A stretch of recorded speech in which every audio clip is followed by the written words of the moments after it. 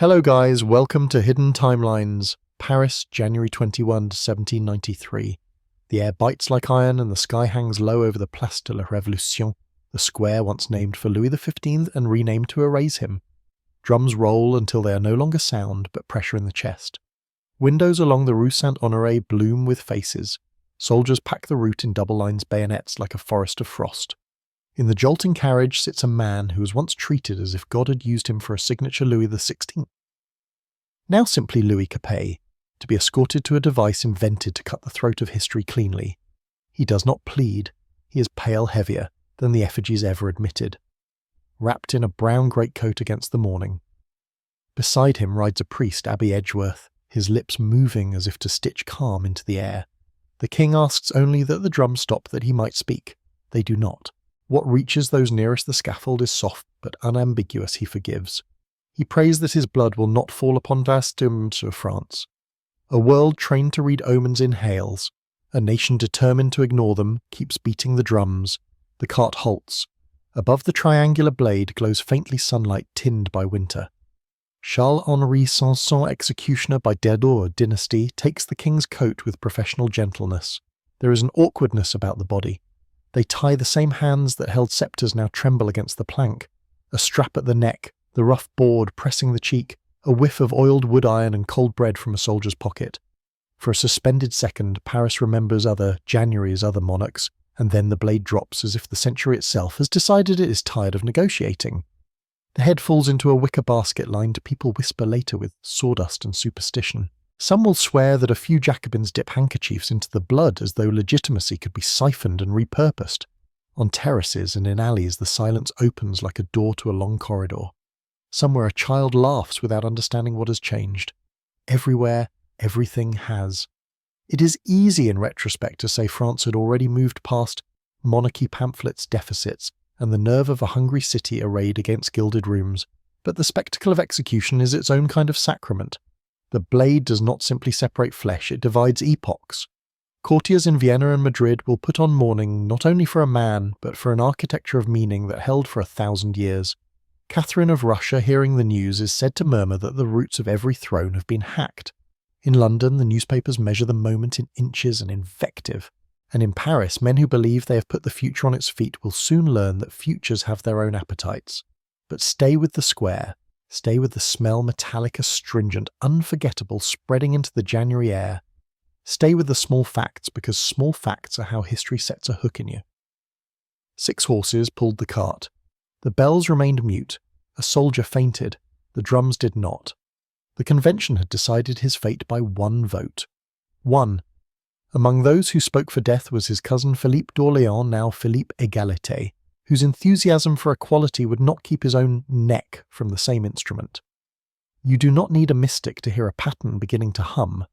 We will call it a curse because human beings like our tragedies to have names, yet what Paris watches that morning is also an equation, debt and pride, rumour and ceremony, timidity and principle, all solved with a blade. The king had written nothing in his diary on the day of the Bastille, a nib of unintended prophecy. Now the sum of his hesitations arrives at a result. The crowd does not riot. It watches collectively, holding a breath that will not be fully exhaled for years. And if you stand far enough back, the platform looks like a small stern stake erected in the middle of Europe to perform the last scene of an old play before the curtain rises on something that will insist it is new.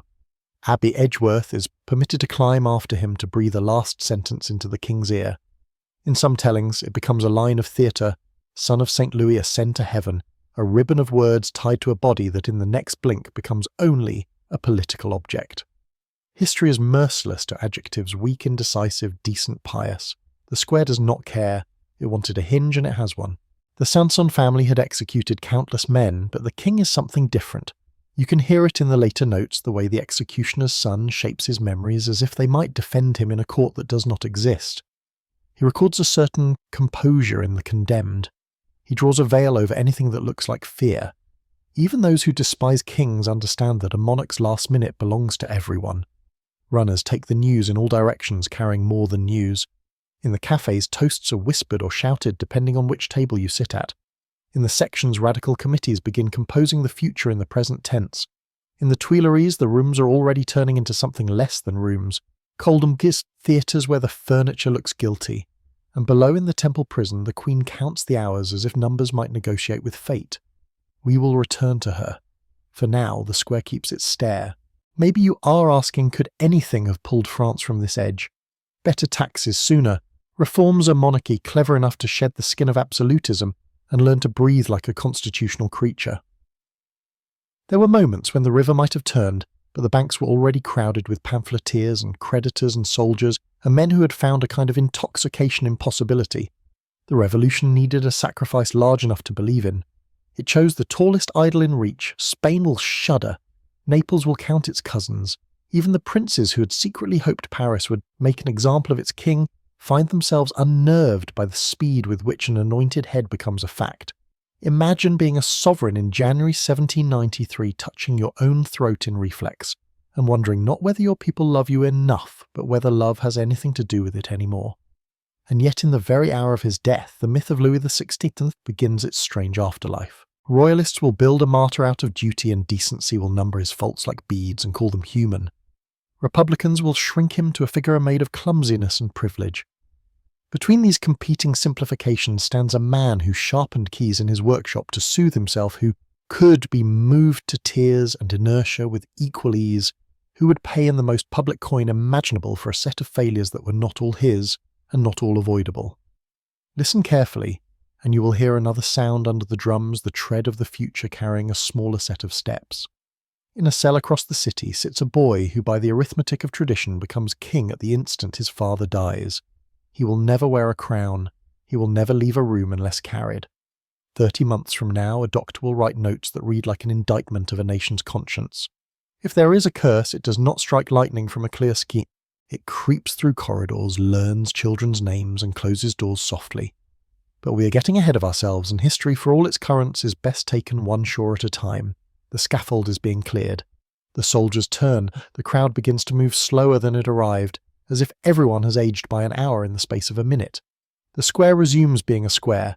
Vendors return to their spots selling chestnuts, gossip, certainty. The blood hurried into gutters with buckets of water leaves a pale trace that the day's traffic will smudge into anonymity. Paris is good at making room for the next thing. We will follow the trace.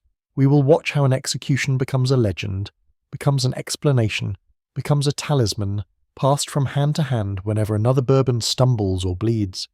We will watch a queen transform from spendthrift to statue, a child from prince to rumour, a dynasty from architecture to atmosphere.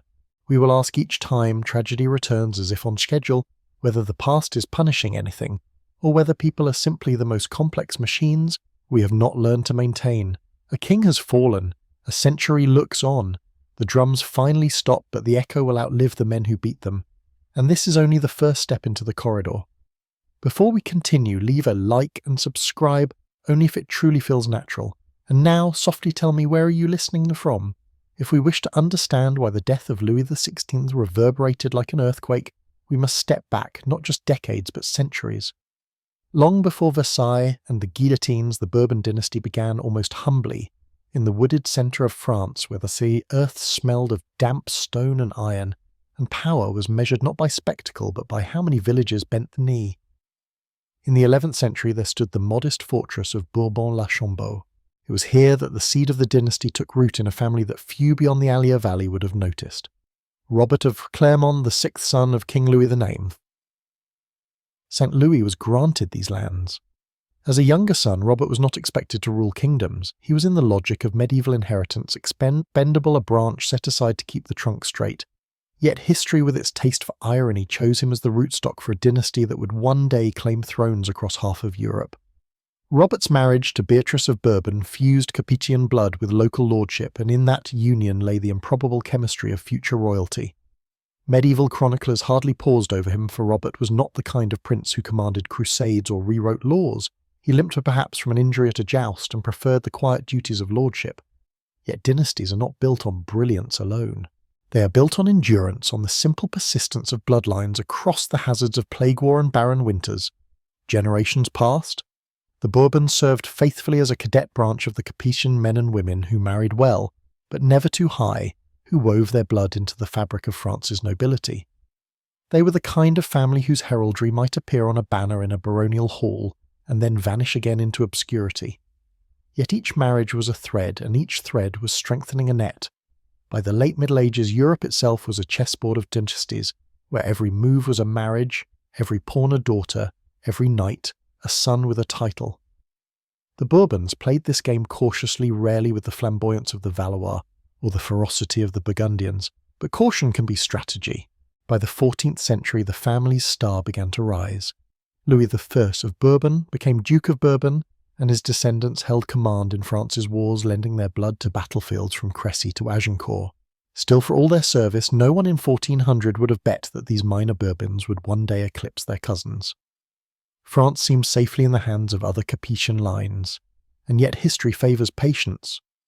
Dynasties often fall not because rivals rise, but because they consume themselves. The Valois line, brilliant but reckless, eventually crumbled through war and infertility. The Bourbons, less dazzling but sturdier, were waiting. When Henry of Navarre, Henry IV, claimed the French crown in 1589, the world blinked in surprise. A Bourbon at last had seized the throne of France. His path was steeped in blood, paved with religious war and near miraculous escapes. But his coronation transformed the family forever. What had begun as a minor fief in central France now became the fountainhead of kings. From there the spread was astonishing. The Spanish succession crisis in the early 18th century carried a Bourbon Philip V onto the throne of Madrid, founding the Spanish branch that would endure through wars, dictatorships and restorations. In Naples, Parma and Sicily, Bourbon princes carved out their own thrones, weaving the dynasty across the map like veins of silver. By the dawn of the 18th century, Bourbons ruled from Paris to Palermo, their blood legitimized in every direction. To contemporaries, it felt as though some strange destiny had lifted them far beyond their beginnings. Was it divine favour or something darker? For with each ascent, tragedy shadowed them.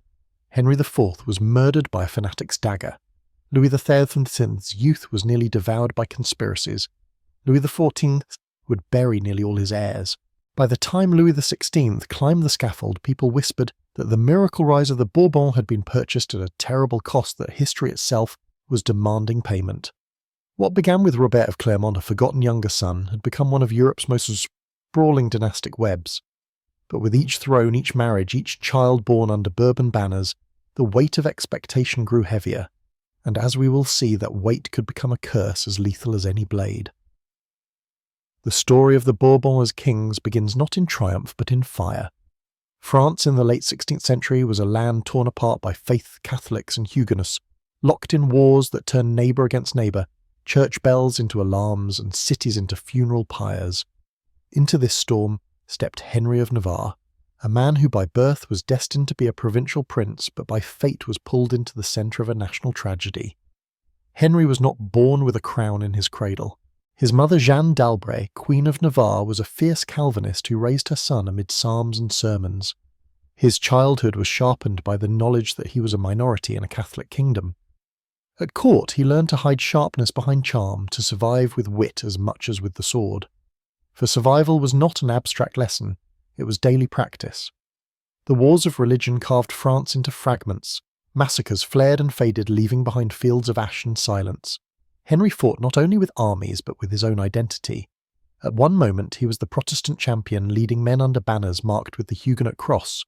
At another, he found himself captured, forced to attend Catholic Mass under duress. His life became a series of escapes of masks worn to stay alive. 8 assassination attempts came before the successful one, blades in the night, poisoned chalices, arquebuses fired from shadows. Each time, Henry laughed it off, a man who seemed immune to fate. In 1589, when the last Valois king Henry III died childless, the improbable happened.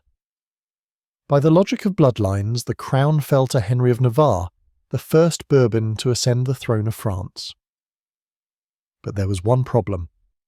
Henry was Protestant and France was not ready for a Protestant king. Civil war stretched on with Paris barricaded against him, the Catholic League thundering that he was a heretic unworthy of ruling. The throne so near was still wrapped in thorns. Henry was pragmatic enough to see the choice clearly.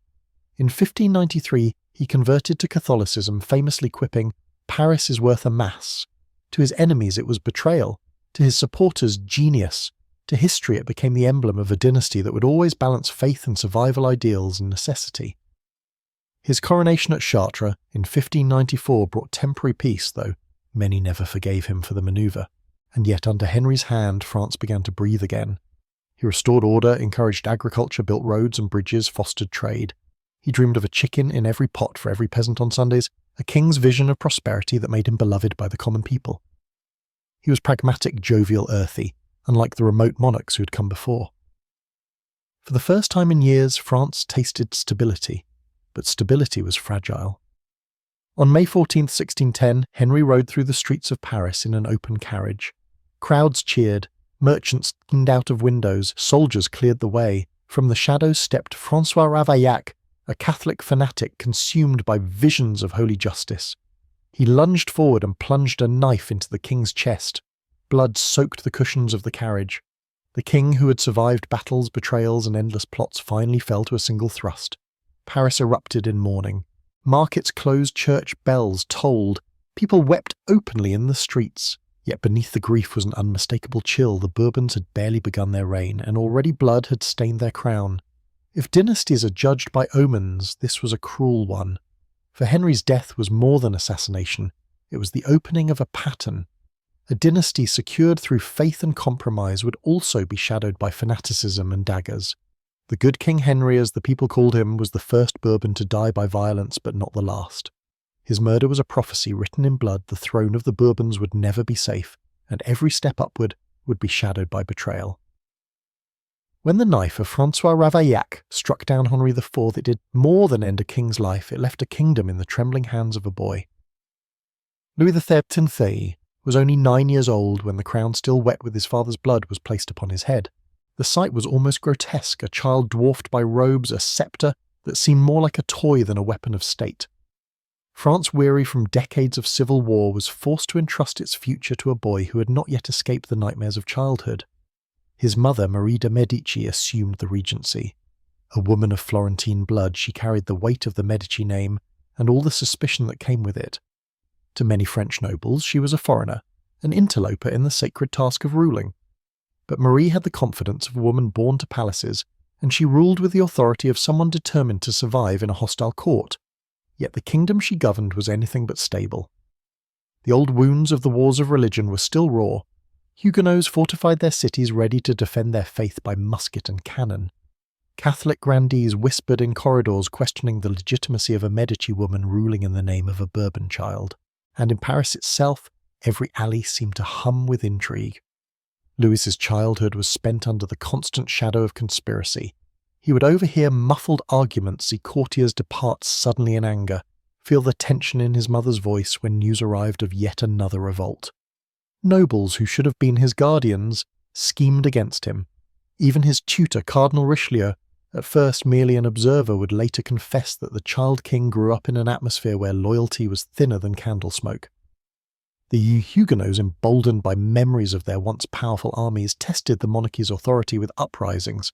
Cities like La Rochelle became fortified republics within the kingdom, flying banners of defiance against the crown. Every spark threatened to set the realm ablaze again, and little Louis in his chambers would feel the weight of a kingdom always on the verge of collapse. He learned early that trust was dangerous. At meals, dishes were tasted before they reached his lips. His bed was checked for hidden blades. His tutors drilled into him the need for suspicion, as though mistrust itself were a form of education.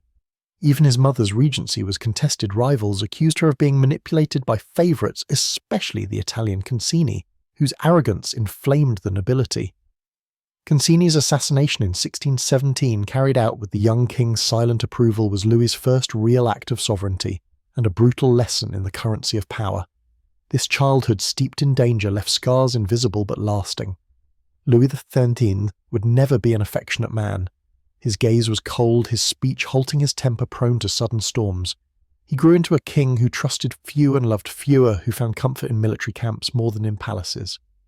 Historians often describe him as austere, even joyless, but behind that severity was the memory of a boy who had learned that warmth could be fatal. The Bourbon dynasty was still young, still proving its claim to France, and already its survival depended on the vigilance of a child king and a regent mother hemmed in by enemies. The fractured realm was a crucible. It hardened Louis XIII, but it also set the tone for the dynasty. From this point forward, the Bourbons would rule not with trust, but with suspicion, not with openness, but with walls of ceremony and control. The boy on the throne had inherited more than a crown. He had inherited the first lesson of Bourbon power, that monarchy in France was never a birthright secured, but a fortress under siege even from within. On the morning of September 5th, 1638, a strange shadow passed over Paris. An eclipse dimmed the city, turning daylight into something uncanny, as if the heavens themselves were pausing to consider what had just occurred in the royal bedchamber. At the Château de Saint-Germain-en-Laye, Queen Anne of Austria delivered a child long awaited, a miracle after 20 years of infertility. The newborn was Louis Dieudonné, Louis God-given. To astrologers, this coincidence of birth and eclipse was no trivial matter. Some proclaimed it a divine blessing, a star-child destined for glory. Others whispered it was an omen of trials that would haunt his reign. Either way, the shadow that crossed the city would linger over the boy who became the longest reigning king in European history. As an infant, Louis was a living symbol of divine providence. His father, Louis XIII, called him a gift from God, and the court wrapped him in layers of ceremony, as though to protect that gift from the claws of fate. Yet fate was not so easily appeased. At the age of 4, Louis lost his father and became king in name, while real power fell to his mother as regent and to her trusted minister Cardinal Mazarin. Childhood for this child king was not the innocent realm of toys and lullabies. It was an apprenticeship in survival. The kingdom around him was restless, exhausted by war and taxation. Within a few years, noble discontent erupted into the Fronde, a civil war that convulsed France from 1648 to 1653. Parisian mobs rioted outside the royal palace, flinging stones and insults at soldiers. In one unforgettable night, rebels forced their way into the Louvre, demanding to see the sleeping child king. Louis lay in bed, his small body trembling beneath the covers as nobles peered down to ensure he was truly there. For the rest of his life, he would remember the terror of pretending to sleep while enemies loomed over him, daggers glinting in candlelight. On another occasion, he and his mother were forced to flee Paris in the middle of the night, wearing only their nightclothes beneath cloaks slipping through back corridors and hastily saddled carriages. The cold bit at their skin, but the greater chill was the knowledge that his own nobility had turned against him. The image of Paris, not as a capital but as a hostile city, seared itself into the boy's mind. From these humiliations grew the steel that defined Louis XIV. He learned that aristocrats, no matter how splendid, could not be trusted. They were rivals cloaked as courtiers, daggers disguised as compliments. Dynasties do not fall from enemies abroad. Mazarin often reminded him. They fall from quarrels within. The words were meant as instruction, but to young Louis they became scripture. It was from this furnace of rebellion that the future Sun King forged his creed. Never again would the crown share its power. Never again would he be forced to cower in his own capital. Authority must radiate outward from the throne like sunlight, blinding and inescapable, reducing every noble, every bishop, every general to a planet revolving around him. The eclipse at his birth seemed to resolve itself into a promise light and shadow would always accompany his reign, but he alone would decide which dominated. Louis XIV was still only a boy when the Fronde ended, but the lessons of that turbulent childhood hardened him into the monarch he would become. Distrust became instinct, control became necessity, and spectacle became armour. From fear was born a king who would declare himself the sun so bright that all else must bow before his glow. When Louis XIV assumed personal power in 1661, following the death of his mentor Cardinal Mazarin, he was 22 years old and already old in suspicion. He had seen how his father's crown was challenged, how his own childhood was nearly shattered by nobles battering at the gates of Paris. Now he would rule, but he would do so in a way no king before him had dared. Power would not simply be exercised, it would be staged. L'État, c'est moi, the phrase attributed to him. I am the state. Historians debate whether he ever uttered those exact words, but in truth the quotation matters less than the reality it captured. Under Louis, the crown was no longer a symbol above the king, it was fused into his person. To strike at France was to strike at Louis himself. His genius lay in understanding that rule in France required both spectacle and surveillance. He would build Versailles for both. Rising from swamp and forest, the palace was a miracle of stone and symmetry, its long facades catching the sun like a mirror of eternity.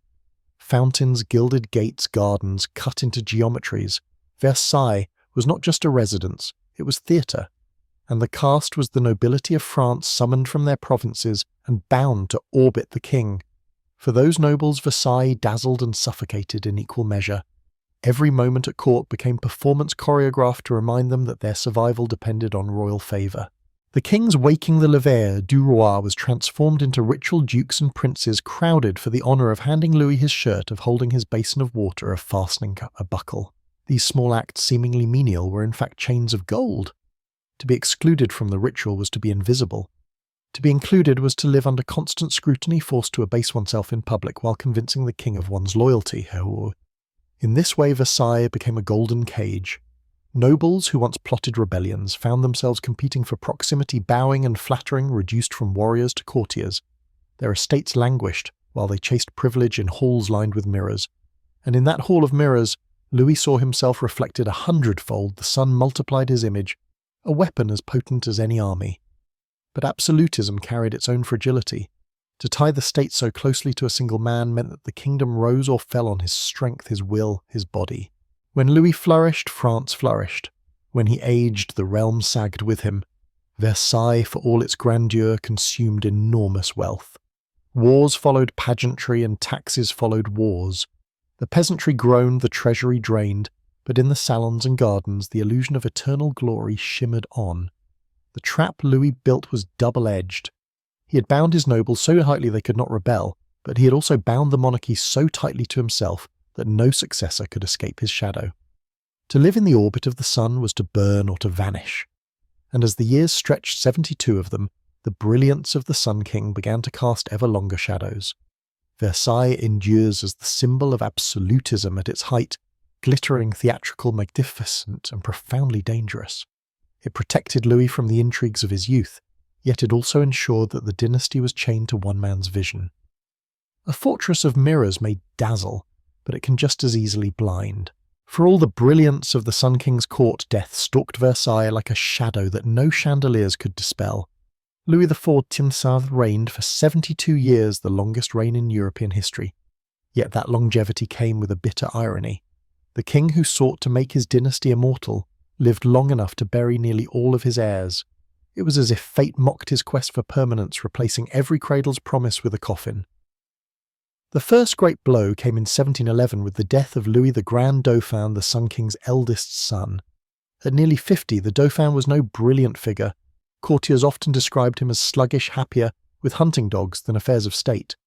But he was the heir, and his survival meant stability. When smallpox carried him off, Versailles fell into a hush. The grief was muted in public, but behind the gilded doors a murmur spread. Why was fortune stripping the dynasty of its future? The answer, if one listens to the whispers of the time, lay in poison. The following year, 1712 tragedy struck again. Louis, Duke of Burgundy, the Dauphin's son and heir, died suddenly, as did his young wife Marie Adélaïde of Savoy, adored for her wit and charm. Officially, the cause was fever, but the speed was suspicious. The couple sickened almost simultaneously. Courtiers noted the violent symptoms, the sudden wasting. Rumours flared poison had been administered, perhaps by political rivals within the court, perhaps by shadowy hands beyond it. The effect on France was devastating. The Duke of Burgundy had been seen as a reformer, a pious young man who might heal the kingdom after the Sun King's exhausting wars.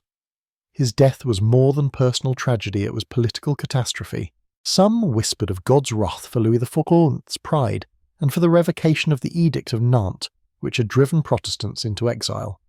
Others looked to the stars. Astrologers warned that the king's natal eclipse had always foreshadowed trials for his descendants. The malady spread like a curse. Just weeks later, the Duke's elder son, the tiny Duke of Brittany, barely 2 years old, succumbed to the same fever. 3 generations of heirs vanished in less than a year. Versailles reeled its silks and mirrors, unable to disguise the stench of mortality. Courtiers muttered of sorcery, of divine punishment, of a maldition clinging to the Bourbon bloodline. Priests thundered from pulpits that the dynasty had strayed too far into vanity and war. Astrologers sketched grim predictions, charting eclipses and comets as signatures of doom. And yet amid this cascade of loss, a fragile spark remained the Duke's younger son, a sickly child who would one day reign as Louis V. His survival seemed almost miraculous. Some credited the Duchess of Ventadour, his governess, who refused to let the court physicians bleed and purge the boy according to custom. Instead, she shielded him with simple remedies, broths, and a stubborn instinct that the doctor's cures were worse than the illness itself. In protecting the frail child from the medicine of his age, she may have saved the dynasty itself. Still, the impression lingered that the Bourbons were pursued by a supernatural creditor. Each death seemed too cruelly timed, too weighted with consequence. The king, who had sought to eclipse all rivals with his brilliance, watched as death eclipsed his heirs one by one. By the time he died in 1715, Louis IV left his crown to a great-grandson only 5 years old, a fragile reed on which to balance the weight of a kingdom. In the salons of Paris and the chapels of the provinces, people whispered the same thought that the Bourbons, for all their glory, carried within them a curse. A dynasty that had risen like a miracle now seemed condemned to pay its dues in premature graves. When Louis Vicomte finally died in 1715, the Palace of Versailles exhaled like a stage after a play too long performed. The courtiers, weary of 72 years orbiting one man, turned to the new king, a child of 5, frail and wide-eyed. Louis XV entered history not as a monarch, but as a symbol fragile, uncertain, and immediately subject to the ambitions of others. The regency fell to his great-uncle Philippe d'Orléans, a man brilliant, charming, and dangerously unconventional. Philippe had an appetite for philosophy, for music, for pleasures of the flesh. His court was not the stiff ceremonial prison of Versailles, but a looser, more scandalous stage in Paris, where ideas of liberty, science, and even occult practices mingled with wine and rumour. He surrounded himself with libertines and freethinkers, hosted gatherings where astrology and alchemy were debated as eagerly as politics. Some whispered of secret societies of links to the Freemasons who were beginning to spread their lodges across Europe. To traditionalists, this regency was the first crack in the divine aura of Bourbon kingship. If Louis XIV had made himself the son of Philippe d'Orléans, seemed content to let the monarchy orbit strange stars, reason curiosity and heresy. Pamphlets hinted that the boy king was being tainted by dangerous influences, that the very foundations of the monarchy were being corroded in the salons of Paris. When Louis XV assumed personal rule, he was young, handsome, and hailed as le bien-aimé, the well-beloved. France, weary of war and taxes, saw in him the promise of renewal, a softer light after the burning glare of the Sun King. His coronation in 1723 was celebrated with joy, his early reign viewed with hope. But hope in France by this time was fragile. In 1725 he married Marie Leszczyńska, daughter of a deposed Polish king. The match was chosen for its safety. Marie was pious, docile, unlikely to dominate her husband. She bore him 10 children, but only daughters survived a dangerous flaw for a dynasty that lived in terror of extinction. With no surviving male heirs, the king's private life became the obsession of the court and soon of the entire kingdom. Louis XV sought consolation in mistresses, turning his reign into a theatre of scandal. Some were fleeting companions, others became institutions. The most famous was Madame de Pompadour, a bourgeois woman elevated to near-regal status. Intelligent and ambitious, she cultivated the arts, patronized philosophers, and positioned herself as both confidant and advisor. Under her influence, the court became a paradox, outwardly frivolous, inwardly a laboratory for Enlightenment thought.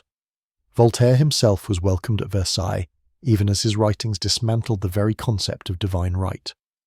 The people watched with increasing suspicion. What had once been private sin became public theatre. Pamphlets and satirical prints depicted the king as weak, manipulated by women, and favourites his virility mocked, his authority eroded. To a society increasingly literate and politically aware, the king was no longer untouchable. He was an object of critique, sometimes ridicule. Worse, the aura of sanctity around monarchy dimmed with each passing year. Louis XV, once the beloved, became le mal-aimé, the ill-beloved. His reliance on mistresses was seen not merely as immorality, but as negligence. France lost battles abroad, endured humiliations in the 7 Years' War, and suffered financial crises at home. The king's private pleasures seemed to stand in grotesque contrast to the nation's public pain. Enlightenment thinkers sharpened their pens. Montesquieu, Rousseau, Diderot each chipped away at absolutism with arguments of reason, equality, and natural rights. The monarchy, once an unquestioned pillar, was now an anachronism to be dissected, criticised, and challenged. And while Louis XV built pavilions, arranged hunting parties, and whispered with Pompadour, the ground beneath his dynasty shifted. Thus the curse of the Bourbons took on a new form. No longer was it daggers or poison that threatened them, but ideas, ideas carried on printed pages smuggled into cafes discussed by lawyers, merchants, even soldiers. The king once imagined as the sun itself now looked increasingly like a fading star, unable to hold his orbit in the expanding universe of reason. If Louis XV's early reign was gilded with hope, its middle decades were corroded by failure. The grand promises of the beloved king dissolved on the battlefields of the 7 Years' War, 1756-1763, a global conflict that France entered with pride and exited in humiliation. The disasters piled up like debts. French troops stumbled in Europe, their commanders more skilled in court intrigues than in strategy. Overseas, the blows were catastrophic. Canada surrendered to Britain. India's footholds collapsed and naval defeats crippled French prestige. An empire that had stretched from the St. Lawrence to Bengal was gutted in less than a decade. When the Treaty of Paris 1763 confirmed the losses, the shock reverberated through France like the crack of a guillotine. The Bourbon monarchy had been humiliated on the world stage. France was no longer the rival of Britain in empire, it was a diminished power nursing wounds it could not easily heal. And behind the defeats lay staggering financial ruin. Wars had emptied the treasury and taxes weighed heavily on peasants who already lived on the knife edge of famine. The people once willing to forgive a king who promised stability began to grumble. The affectionate title Le Bien-Aimé, the Beloved, eroded into Le Mal-Aimé, the Ill-Beloved. Satirical pamphlets multiplied mocking Louis XV's mistresses, his weakness and his indifference. In the streets of Paris, the king was no longer a father to his people, but a distant figure absorbed in hunts and boudoirs while France bled. Meanwhile, a new force rose, the Enlightenment. In the cafes of Paris and the salons of aristocratic women, the ideas of Voltaire, Rousseau, and Montesquieu took fire. Voltaire ridiculed tyranny with razor wit, dismantling the illusions of divine monarchy. Rousseau in The Social Contract declared that sovereignty belonged not to kings but to the people. Montesquieu's Spirit of the Laws outlined a vision of balanced government where power could not rest in the hands of a single man. These were not abstract theories, they were sparks falling on dry grass. The monarchy's old defences, ritual, religion, fear grew weaker against the steady assault of reason. Priests thundered from pulpits that obedience to the king was obedience to God, but even villagers now encountered smuggled pamphlets whispering of liberty. The divine right of kings, once unquestioned, became a subject of debate, and in a society increasingly literate, once an idea could be read, it could not be unread. At court, the disconnect widened into a chasm. Versailles glittered with endless fêtes, operas, and hunts. Nobles strutted in embroidered coats, oblivious or indifferent to the murmurs beyond the gilded gates. To the hungry in Paris, the spectacle was obscene, a realm of powdered wigs and crystal chandeliers, while their own children gnawed stale bread. Louis XV himself seemed hollowed by the contradictions. At times he spoke with surprising clarity about the dangers facing his crown, warning, "After me the deluge," but his actions rarely matched his words. Instead of reform, he sought distraction. Instead of repairing the kingdom's finances, he allowed debts to snowball, soothed by ministers who promised miracles they could not deliver. Thus the seeds of revolution were planted not in a single act of tyranny, but in a slow erosion of trust. A monarchy that had once embodied glory now embodied indifference. A dynasty that claimed to rule by divine grace now looked vulnerable to human judgment. The curse that haunted the Bourbons no longer came in the form of daggers in dark corridors. It was there in pamphlets, in whispered debates, in the sullen silence of a people who had stopped believing. By the time Louis XV died in 1774, even his funeral betrayed the change. The cortege moved quickly, almost furtively, through jeering crowds. Bells that had once tolled solemnly for kings now clanged with indifference. In that moment it was clear the Bourbons had lost something more precious than colonies or treasure. They had lost the heart of France. When Louis XV died in 1774, France turned to a king who seemed ill-prepared for the weight of a collapsing kingdom. Louis XVI was 19 shy, awkward, and more interested in hunting locks and maps than in the machinery of state. He possessed a gentle temperament, a sincere piety, and a desire to do good, but also an indecisiveness that would prove fatal. France, restless and burdened with debt, needed a leader of iron. Instead, it received a monarch who hesitated at every crossroads. At his side stood a young queen who would become one of the most infamous figures in French history, Marie Antoinette. She was the 15th child of Empress Maria Theresa of Austria, sent across Europe as a marriage pawn to cement peace between Habsburgs and Bourbons. At 14, she crossed the Rhine, stripped of her Austrian clothes in a symbolic ritual, and entered France as a bride for the Dauphin. Versailles greeted her with delight, a radiant, lively girl who seemed to promise renewal for a weary court. But fascination turned quickly to suspicion. For the French people, Austria was not an ally but an old enemy, a rival defeated at battlefields from Blenheim to Rossbach. To them, Marie Antoinette remained l'Autrichienne, the Austrian woman. The word carried a double sting, a reminder of foreign blood, and when whispered with contempt, a pun that shaded into the Austrian bitch. The Queen herself did little to soften perceptions. Versailles, with its rigid etiquette, suffocated her. She sought escape in pleasures, card games, extravagant gowns, masked balls. She gambled recklessly, laughing off losses that equalled a peasant's annual income. She commissioned towering hairstyles, plumed hats, and jewelled adornments that made her the subject of both admiration and envy. In a kingdom already sinking into financial ruin, her indulgences became lightning rods for anger. The cultural clash was profound. Marie Antoinette, raised in Vienna's relatively intimate court, found Versailles' suffocating rituals absurd. She avoided the ceremonial lever du roi, ignored the endless processions, and retreated into private circles of friends. She built a miniature hamlet at the Petit Trianon where she played chapeaudettes in muslin gowns while real peasants struggled to feed themselves. To her it was harmless play, to her subjects it was grotesque parody. Meanwhile, rumours multiplied. Her friendships with handsome courtiers became fodder for pamphleteers who accused her of infidelity. Her foreign birth fueled conspiracy theories that she was secretly working for Austria.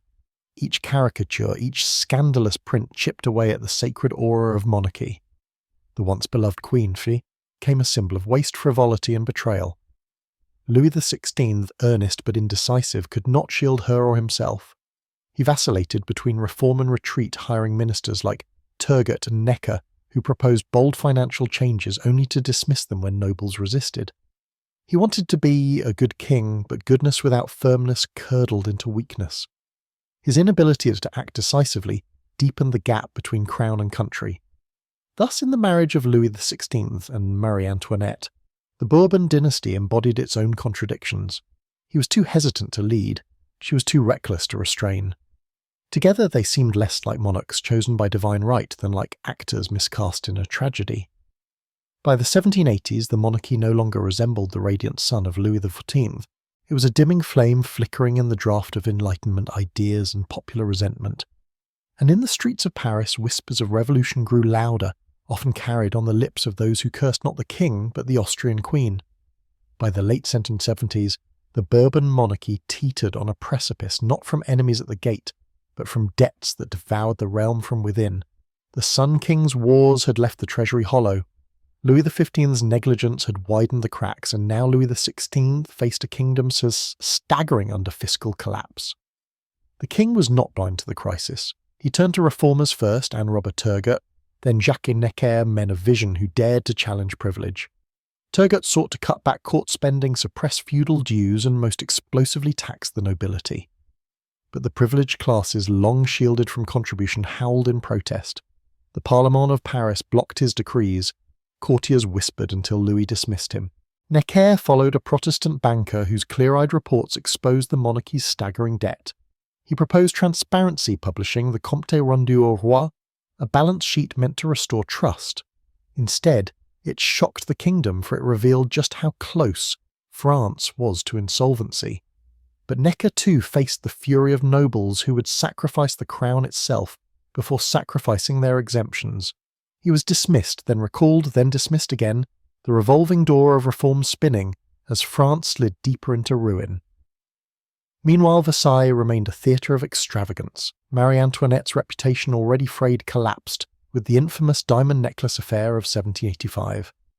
A fraudulent scheme involving swindlers, cardinals and jewellers tricked the public into believing the Queen had sought to purchase an obscenely expensive necklace, nearly 2,000 diamonds, while her subjects starved. In reality, she had nothing to do with the plot, but truth mattered little.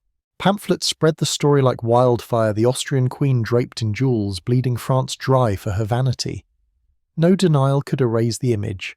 In a kingdom where perception was power, the necklace affair was a fatal blow. To the people, she was no longer a queen, but a parasite, a foreign woman fattened on their misery. The monarchy itself, once sacred, began to stink of scandal. And then came the most ironic twist of all the American Revolution. France, still limping from the 7 Years' War, chose to fund the rebellion of 13 colonies against Britain. The decision was strategic: humiliate England, avenge past defeats, but ruinous. Ship supplies and loans poured across the Atlantic.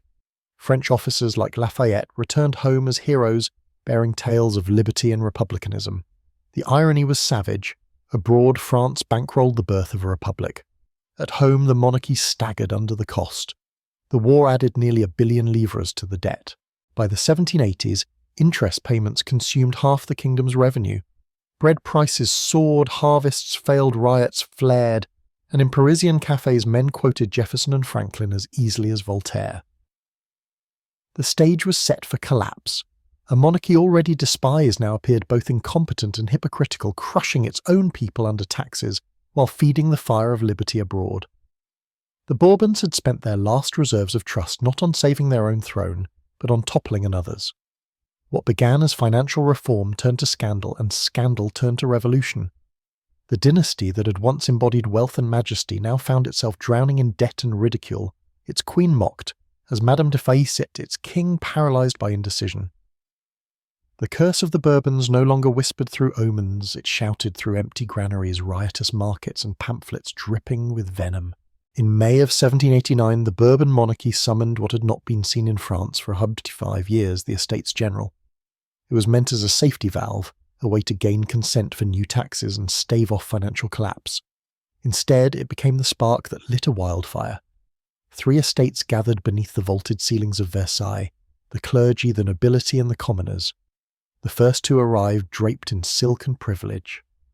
The 3rd estate, however, came restless and emboldened, representing nearly all of France, the merchants, the artisans, the peasants who bore the kingdom's burdens. They demanded not just new taxes, but a new order. When negotiations stalled, the 3rd estate took an audacious step. On June 17th, they declared themselves the National Assembly, claiming to embody the will of the French people. The move was radical, illegal, and unstoppable. Locked out of their chamber a few days later, they swore the tennis court oath, vowing never to separate until France had a constitution. In that echoing hall, monarchy divine gave way to sovereignty of the people. Louis XVI hesitated. His nature was to waver, to seek compromise where there was none. He ordered guards to surround Versailles, but then withdrew them. He promised reforms, but delayed their enactment. Each indecision eroded what little faith remained in the crown. The people of Paris, sensing betrayal, took matters into their own hands.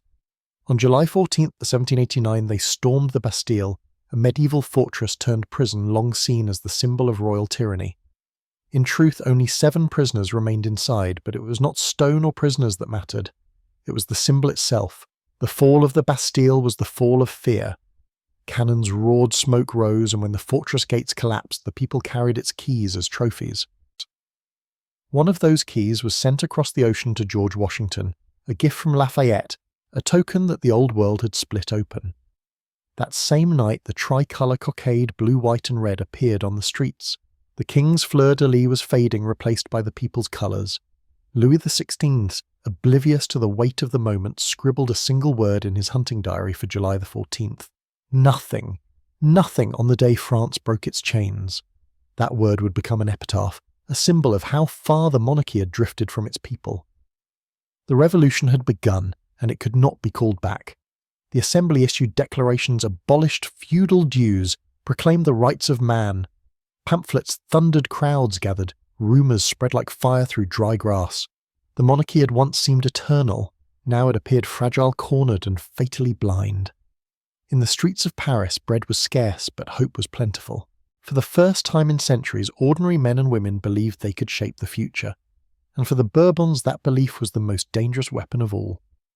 By 1791, the Bourbon monarchy was a shadow of its former self, trapped in Paris under the watchful eyes of its subjects, stripped of power and bleeding legitimacy by the day. Yet Louis XVI still clung to the dream of restoration. In secret, he and Marie Antoinette plotted escape, believing that if they could reach loyal troops near the frontier, they might rally foreign monarchs and crush the revolution. On the night of June 20th, 1791, the royal family slipped out of the Tuileries Palace in disguise. The king dressed as a valet, the queen as a governess, their children bundled as ordinary travellers, but the Bourbon profile was unmistakable. In Varennes, a village just shy of safety, a postmaster recognised the king from the portrait on the coins he carried.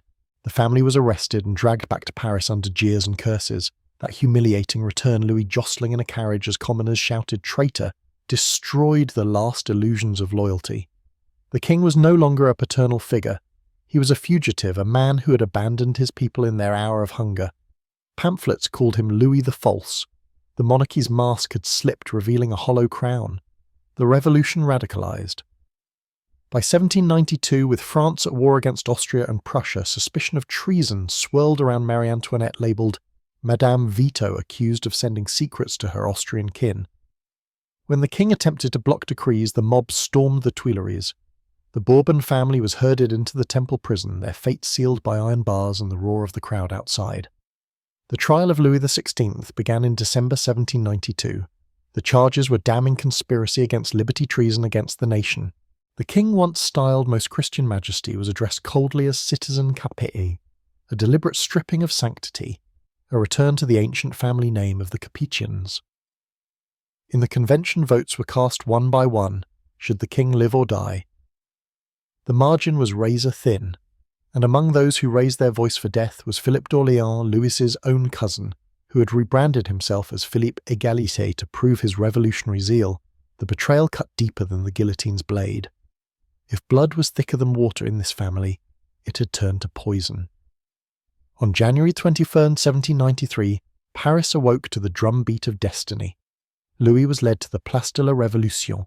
Witnesses spoke of his composure, his whispered prayers, his attempt to address the crowd, his words drowned by the roll of drums. "I forgive my enemies," he tried to declare, "and may my blood not fall on France." At 11:10, the blade fell.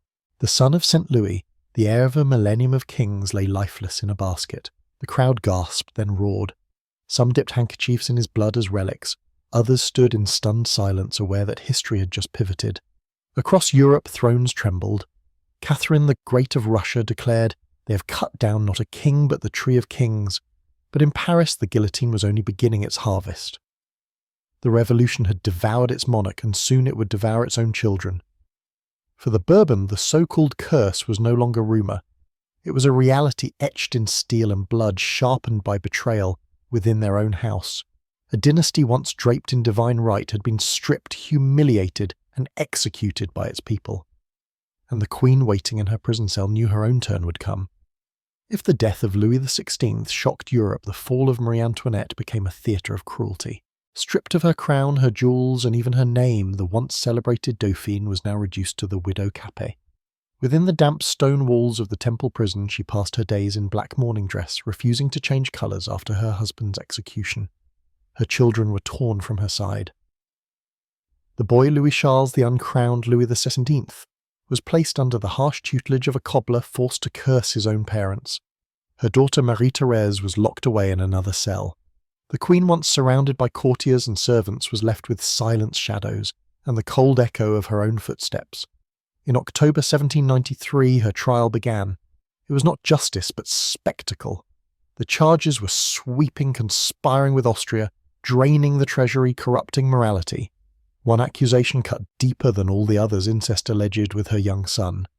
The boy, broken by intimidation and isolation, gave a forced confession. When it was read aloud in court, the queen, pale and hollow-eyed, stood and said simply, "Nature itself refuses to answer such a charge." Her words drew murmurs even from hostile onlookers. For a moment the mob remembered she was not just a queen, but a mother. Yet the verdict was inevitable. Found guilty, she was condemned to die the next morning. In the hours before her death, she wrote a final letter to her sister-in-law, Madame Elizabeth. In it, she declared her innocence, forgave her enemies, and commended her children to God's protection. The letter was never delivered. It was intercepted and filed away by the revolutionary authorities, its words hidden for years. At dawn on October 16th, she was led from her cell. Unlike her husband, who'd been taken to the scaffold in a closed carriage, Marie Antoinette was forced into a common cart jolting through the jeering streets of Paris. She wore a simple white shift, her hair shorn short to bare her neck. Witnesses recalled her frailty, yet also a strange serenity, as though she had stepped into the role of martyr. When she mounted the scaffold at the Place de la Révolution, she stumbled and accidentally stepped on the foot of the executioner. "Pardon me, sir," she whispered. "I did not do it on purpose." These words, simple, human, dignified, would be remembered as her last. At 12:15 p.m. the blade fell. For her enemies it was justice served. For much of Europe it was the murder of a queen. The woman once mocked as Madame Deficit was reborn in death as a tragic figure, a symbol of grace amid humiliation, innocence, crushed beneath the wheel of history. In Vienna, her brother, the Emperor of Austria, wept in silence. In Catholic churches, candles burned for her soul. And in Paris, the crowds who had jeered now whispered uneasily. For when blood of the sacred was spilled so easily, who among them was safe? The Bourbons had lost their king and queen, but in the spectacle of their deaths they gained something unintended, the aura of martyrdom. And for centuries to come, the pale face of Marie Antoinette, framed by the guillotine, would haunt the imagination of Europe. After the king's head fell and the queen's dignity was silenced beneath the blade, the revolution turned its cruelty upon the smallest and most helpless of the Bourbons, the boy who by blood was now Louis XVII. Only 8 years old, he was recognised by monarchists across Europe as the rightful king of France. To the revolutionaries, however, he was a living threat, a rallying point for counter a revolt. The child became both prisoner and symbol, trapped in a stone cage designed to erase him. In the Temple prison, the boy was first kept with his mother, but in July 1793 he was wrenched from her arms and delivered to the custody of Antoine Simon, a shoemaker and zealous revolutionary. Simon's task was not merely to guard the boy, but to remake him, to strip him of royalty, faith and memory. He forced the child to don the red cap of the sans-culottes, to curse the monarchy, and to spit upon his father's name. Accounts from witnesses are chilling. The boy, once timid and gentle, was made to drink to excess, to sing coarse revolutionary songs, to parrot slogans against his murdered parents. When he faltered, he was beaten. His royal education was inverted into degradation. The goal was not only to control him, but to shatter the very idea of kingship lodged in his small body. By January 1794, even this grotesque experiment was abandoned. Simon left his post and the boy was placed in solitary confinement. His cell was dark, the windows boarded the air stagnant. For months he lived in silence, cut off from all human contact, denied the simplest kindnesses of a child. Light play a mother's touch. When guards finally looked in on him, they found a boy wasted by sores, his body covered in ulcers, his spirit broken. On June 8, 1795, at the age of 10, the boy king died. Officially, the cause was scrofulous disease tuberculosis. Yet even then rumours swirled. Some whispered he had been poisoned, quietly eliminated to ensure the monarchy's extinction. Others believed he had been smuggled out, that another child's corpse was buried in his stead. The secrecy surrounding his burial only fanned the flames. His small body was interred hastily in a Paris cemetery, without ceremony, without a marked grave. It was as though the revolution wished to bury not only the child, but the memory of monarchy itself. But memory does not die so easily. In the decades that followed, more than 40 impostors emerged across Europe, each claiming to be Louis XVI, miraculously escaped. Some were adventurers chasing fortune, others deluded men convinced of their royal identity. The most famous of them, Karl Wilhelm Naundorf, convinced even some members of the royal household that he was the lost king. His descendants still pursue recognition today. The mystery of Louis XVI became a legend, a haunting question mark left hanging over the guillotine's work. Was he truly the boy who perished in a dark cell, abandoned by history? Or was the last true heir of the Bourbons spirited away, his fate hidden in shadows? For monarchists, the child became a martyr, the purest victim of the revolution's fury. For Republicans, he was a symbol of a monarchy so dangerous that even a boy had to be broken. And for Europe, his short tragic life stood as proof that the so-called curse of the Bourbons spared no one, not even the innocent. When Napoleon fell in 1814, the crowned heads of Europe sought to rewind history to stitch the Bourbon fleur-de-lis back onto the torn fabric of France. And so, after more than 2 decades of exile, the Bourbons returned. Louis XVIII, the corpulent, gout-stricken younger brother of the executed Louis XVI, entered Paris not as a conquering sovereign, but as a passenger in the baggage train of foreign armies. Russian, Prussian, Austrian and British bayonets cleared his path. The symbolism was devastating. In 1814, the carriages rolled down the same streets that had once borne his brother to the guillotine. Yet now the crowds were not furious nor jubilant. They were curious, silent, indifferent. After years of revolution and empire, the French no longer greeted kings as fathers of the nation. To many, Louis XVIII looked less like a saviour than a relic. The restored monarchy carried contradictions on its shoulders. On the one hand, Louis XVIII granted a Charter of 1814, a quasi-constitution that preserved many revolutionary gains: equality before the law, freedom of religion, protection of property. On the other hand, he restored noble privileges and clung to symbols of divine right. He styled himself not as a new monarch, but as a continuation of the line, insisting his reign had begun in 1795, at the death of the child Louis XVI. It was as though the Revolution, the Republic, and Napoleon had been but a bad dream. But reality would not obey royal fictions. Less than a year after his return, the earth trembled once more. Napoleon escaped his island prison on Elba and marched triumphantly through France, gathering soldiers and crowds as he advanced on Paris. The Bourbon king fled without resistance. In that moment, the dynasty's fragility was laid bare. One exile with a tricorn hat had toppled their restored throne without firing a shot. The 100 Days ended at Waterloo in 1815 with cannon smoke and cavalry charges sealing Napoleon's final defeat. Once again, foreign powers restored the Bourbons. Louis XVIII shuttled back into Paris under escort to monarch, without momentum of his own. He returned as the wits of Paris muttered in the luggage of the Allies. This dependence poisoned the dynasty's legitimacy. How could a king claim to embody the nation when his very crown rested on foreign steel? His reign became a balancing act, placating royalist ultras who demanded vengeance for revolutionary crimes, while avoiding a new uprising from those who cherished the revolution's gains. Too indulgent to one side, and he risked alienating the other. The Restoration was not a rebirth, but a performance, a kingdom haunted by the ghosts. Versailles was never reclaimed. Paris remained restless, and the tricolour cockade still fluttered in secret. The Bourbon throne had been reassembled, but like a porcelain vase glued back together, its cracks were plain for all to see. In the fragile quiet after Waterloo, one truth lingered. The Bourbons were back, but the France they ruled was not the France they had lost. The old order could never truly be restored, and the curse seemed to remind them every crown they wore was already cracked. The fragile Bourbon restoration carried on under Louis XVIII, but fate struck again in 1820 with a blow as sudden as it was symbolic. On a cold February evening, the royal family left the Paris Opera. Crowds pressed close, carriages clattered, and the Duke of Berry, the king's nephew and only viable male heir, helped his pregnant wife into their coach. Out of the throng stepped a figure with a dagger, Louis-Pierre Louvre, a saddler and fervent Bonapartist. With one thrust he pierced the duke's chest. Chaos erupted. The assassin was seized, but the prince collapsed in blood. Carried inside the opera house, he lingered through the night, surrounded by clergy and family. His words were extraordinary. "I forgive my assassin," he whispered, "but France will never forgive this crime." In that mingling of grace and prophecy, he sealed his place in the tragic annals of the dynasty. The blow to the Bourbons was immense. Without Berry, the line seemed doomed. Louis XVIII was elderly and childless. His brother, the reactionary Count of Artois, was next in line, but already aging. The dream of a direct Bourbon succession seemed to bleed out with the Duke on the opera floor. And then miracle. 7 months later, his widow Marie Caroline of Naples and Sicily gave birth to a son.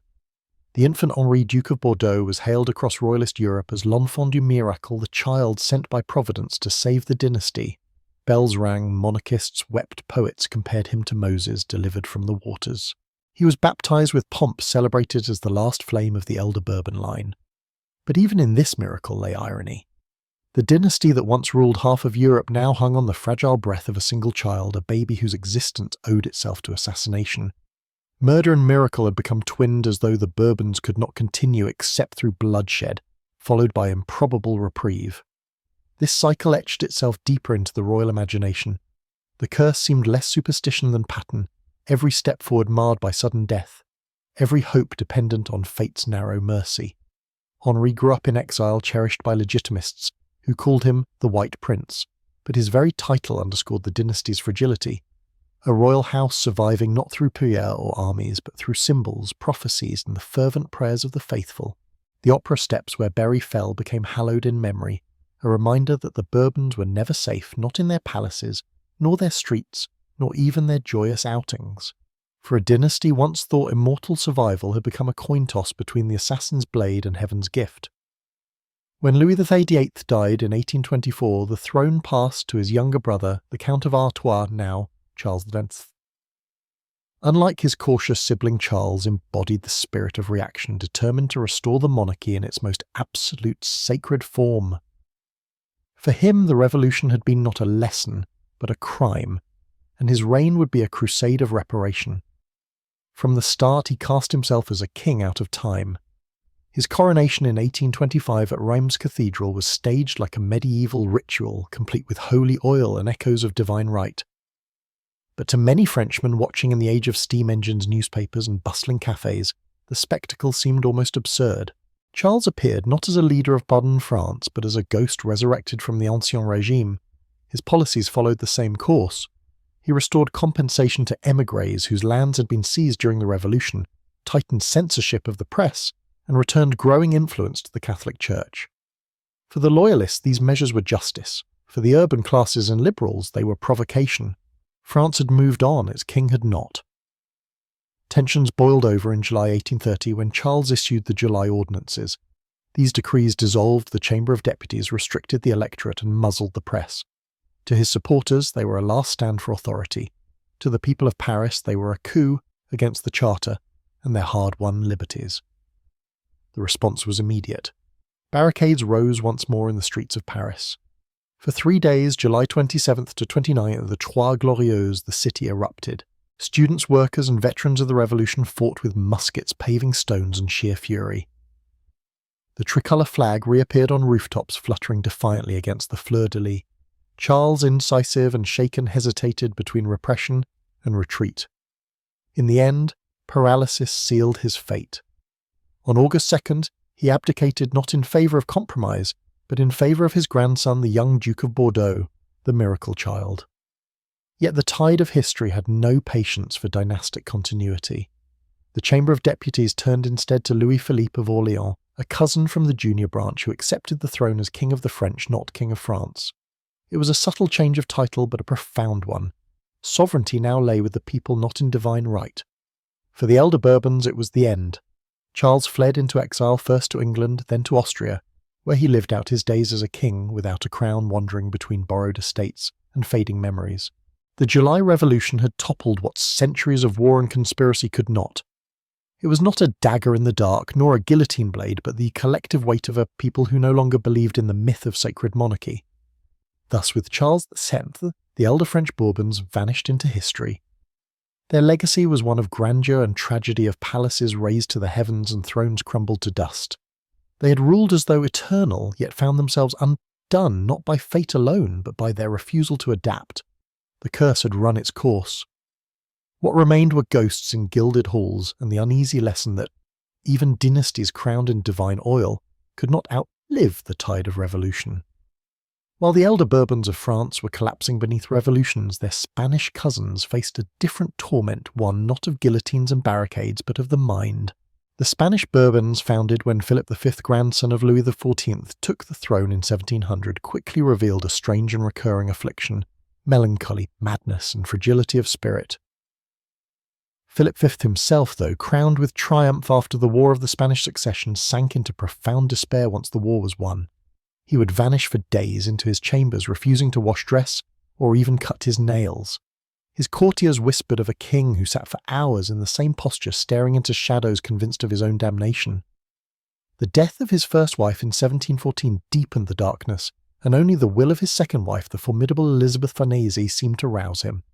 She prodded him into wars to carve Italian thrones for their children, but the victories came at a terrible cost to Spain's exhausted treasury. His son Ferdinand VI inherited not only the crown in 1746, but also the same lurking demons. At first, his reign promised balance and peace, but when his beloved wife Barbara of Portugal died in 1758, Ferdinand unravelled. He locked himself in a palace outside Madrid, refusing to eat, wandering the halls at night, speaking to shadows. He raved at the priests who tried to console him and finally collapsed into near madness. Within a year he was dead, another Bourbon king consumed by grief and melancholy. Hope then rested on Charles III Ferdinand's half-brother, who ascended in 1759. Unlike his predecessors, Charles was vigorous, pragmatic and reform-minded. Known as the best mayor of Madrid, he paved streets, modernized institutions and tried to bring Enlightenment reason into the Spanish monarchy. Yet even Charles's reign carried the shadow of fragility. His eldest son Felipe was deemed unfit to rule due to severe epilepsy and cognitive impairment. In whispered conferences, doctors and priests agreed the boy must be set aside, leaving succession to his younger brother, the future Charles IV. But Charles IV proved indecisive, weak-willed, and dominated by his wife Maria Luisa of Parma and her notorious favourite Manuel Godoy. Under his reign, Spain was dragged into disastrous wars, first as an ally, then as a victim of revolutionary and Napoleonic France. The kingdom, already brittle from misrule and economic decline, staggered toward ruin. Thus, in Spain as in France, the Bourbons seemed pursued by a double curse: political disasters that shattered empires and inner demons that broke their kings from within. Madness and melancholy, grief and epilepsy. The dynasty that once projected strength and divine stability was instead stalked by fragility of mind and body. And as Europe's storms gathered, in the late 18th century, Spain's Bourbon, kings haunted by their private illnesses were dragged into the continent's greatest convulsion yet. Their weaknesses, personal and political alike, would open the gates to catastrophe. If the French Bourbon had been felled by guillotines, the Spanish branch chose to devour itself. Theirs was not a single revolution, but a drawn-out bleeding, a half-century of civil wars that turned brother against brother, parish against parish, Spain against itself. These were the Carlist Wars, dynastic conflicts so bitter that they came to embody not only the Bourbon curse, but the fracture of an entire nation. The spark was succession. King Ferdinand VII, childless for most of his reign, faced a cruel dilemma. Under the Salic law introduced by his Bourbon ancestors, no woman could inherit the Spanish throne. That would mean the crown would pass to his brother Don Carlos, reactionary, devout and stubborn. Yet Ferdinand adored his fourth wife Maria Cristina, and when she bore him two daughters late in life, he longed to see their line continue. In 1830 he revoked the Salic law with the pragmatic sanction, naming his infant daughter Isabel heir. When Ferdinand died in 1833, the tinderbox exploded. Don Carlos refused to recognise his niece. He styled himself Carlos IV, legitimate King of Spain, and rallied supporters across the north. Thus began the First Carlist War, a conflict both dynastic and ideological. The Carlists, draped in crucifixes and chanting old battle hymns, represented rural Spain, ultra-Catholic and traditionalist. They fought for fueros, regional privileges, and for a monarchy untouched by liberalism. The Isabelinids, or Cristinos as they were called, gathered urban liberals, constitutionalists, and those who embraced the revolution's legacy. Spain itself split in two, the mountains of Navarre and the Basque country echoing with Carlist cries, the cities aligning with the young Queen Isabel the Saint. Priests blessed muskets on both sides. Families split between brothers who raised rival banners. Guerrilla fighters stalked villages. Entire regions lived under siege. In the Basque Hills, Carlist leaders promised to defend ancient rights. In Madrid, the liberals swore they fought for modern freedom. And all the while, the blood of Spaniards was spilled not for foreign invaders, but for rival Bourbons. The wars came in waves, 3 in total, from 1833 to 1876. Each time a new Carlos rose, Carlos V, Carlos VI, Carlos VII, heirs of a lost line who never stopped claiming legitimacy. Each time Spain descended into fire. The wars were savage, marked by ambushes, reprisals and executions that blurred the line between battlefield and massacre. Foreign volunteers joined French legitimists, Portuguese Miguelists, English liberals, turning Spain's dynastic feud into Europe's ideological proxy war. Yet for Spaniards, the deepest wound was the sight of priests blessing both sides. God himself seemed to have been dragged into the Bourbon quarrel, his altar divided between rival claimants. When the dust settled after the final Carlist defeat in 1876, Spain was scarred beyond recognition. Tens of thousands lay dead. The countryside ruined, whole provinces marked by grief. The Bourbon curse had not come from outside, it had sprung from their own blood, tearing Spain apart for nearly 50 years. What had begun as a family squabble over succession became a war for the soul of a nation. In the Carlist Wars, the Bourbons proved that a dynasty can outlive its legitimacy long enough to destroy the land it rules. By the late 19th century, Spain's Bourbons staggered, on revived, dethroned, restored again, yet always pursued by shadows. The restoration of 1874 brought young Alfonso XII, son of the exiled Queen Isabella II, to the throne. At first it seemed a reprieve. Alfonso was earnest, diligent, a monarch who wanted to heal the rifts left by decades of Carlist wars and revolution. His marriage to Queen Mercedes, a union of love rather than politics, delighted the Spanish people. For once the Bourbons looked blessed, but happiness was short-lived. Mercedes died of typhus after only 6 months on the throne. The young king, devastated, remarried, but a tragedy struck again. In 1885, at just 27 years old, Alfonso XII succumbed to tuberculosis. His last words are España, España, cuanto te quiero became both a love letter and a lament. Once more the dynasty's future hung on an unborn child. Alfonso's widow, Maria Cristina of Austria, was pregnant.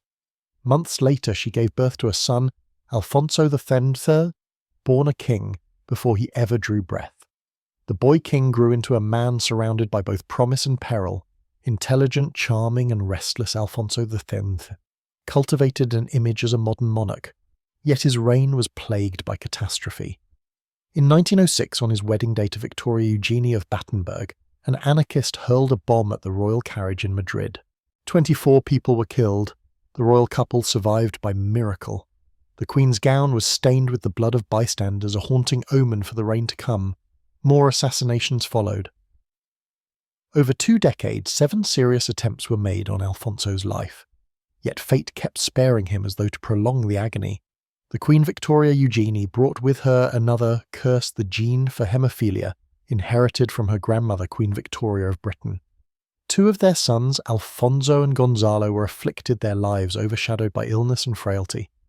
What the guillotine had done to the French-line defective blood seemed determined to do to the Spanish. Politically, Alfonso X's reign bled legitimacy with every crisis. Spain's colonial empire crumbled. The humiliating defeat to the United States in 1898 had already shattered pride. The Moroccan campaigns of the early 20th century drained treasure, and lives culminating in the disaster of Annual in 1821, where more than 10,000 soldiers perished. The public blamed Alfonso personally, calling him the King of Rif. Desperate to stabilize the monarchy, Alfonso backed General Primo de Rivera's coup in 1823, placing Spain under military dictatorship. For a time it seemed to work, or to return the monarchy survived. But when the dictatorship collapsed in 1830, Alfonso was left exposed, despised by liberals and distrusted by conservatives. The municipal elections of April 1931 sealed his fate. Republicans swept the major cities.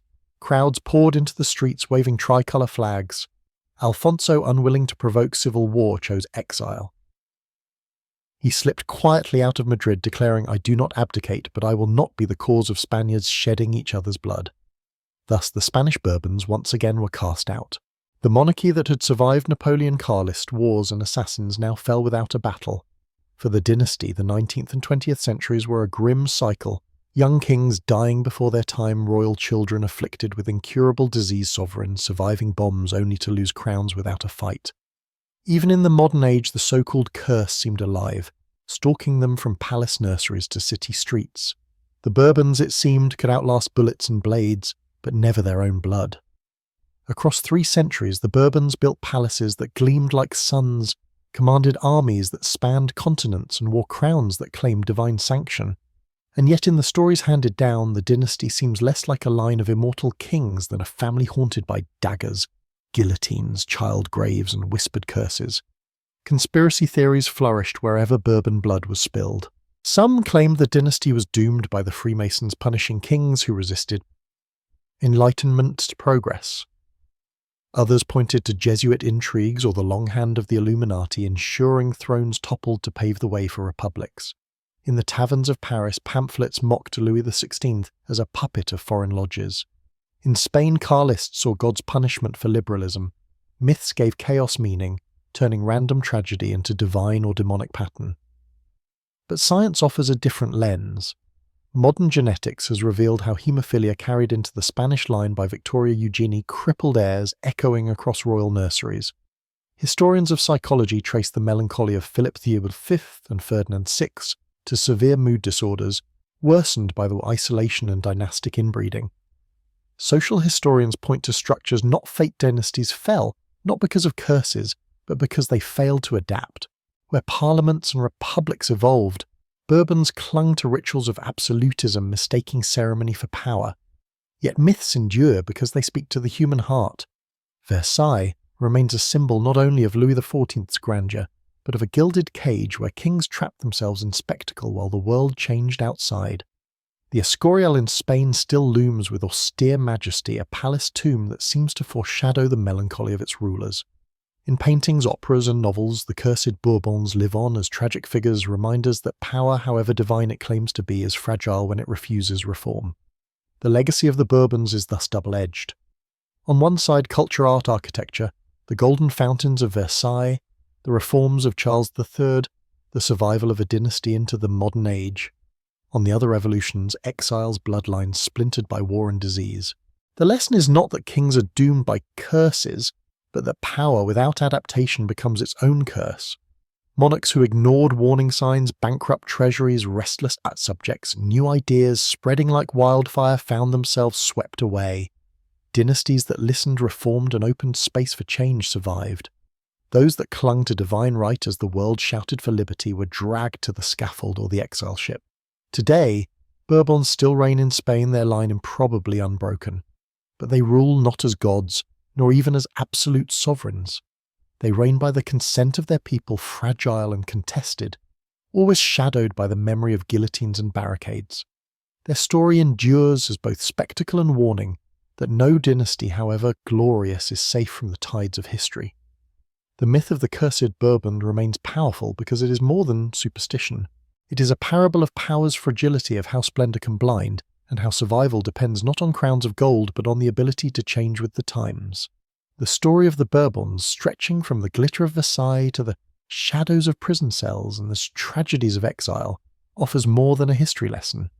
It is a mirror for human ambition, fragility, and the high price of refusing to change. To follow their rise and fall is to see how power, when treated as permanent, becomes brittle. It is also to learn lessons that resonate far beyond the palaces of France and Spain. At first glance, the so-called curse of the Bourbons looks like a string of coincidences.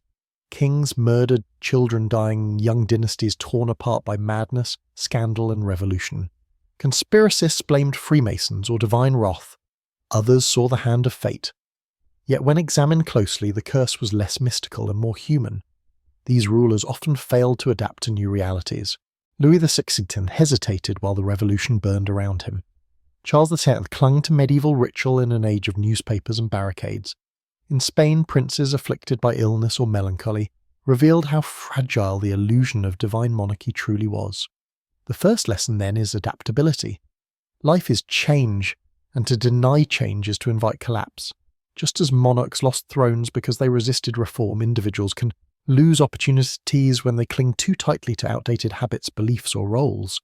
Adaptation is not weakness, it is survival. The most enduring legacies of the Bourbons, like Charles III's reforms in Madrid or the cultural brilliance of Versailles, came when they engaged with the future instead of retreating into the past. The second lesson is perception. Marie Antoinette did not cause France's bankruptcy, yet her image as Madame Deficit destroyed her. Perception can eclipse truth, and in our own lives, how we are seen often matters as much as what we do. Reputation, trust, and credibility are fragile currencies. They take years to build and moments to lose. Guarding them with honesty and humility is essential. The third lesson is balance.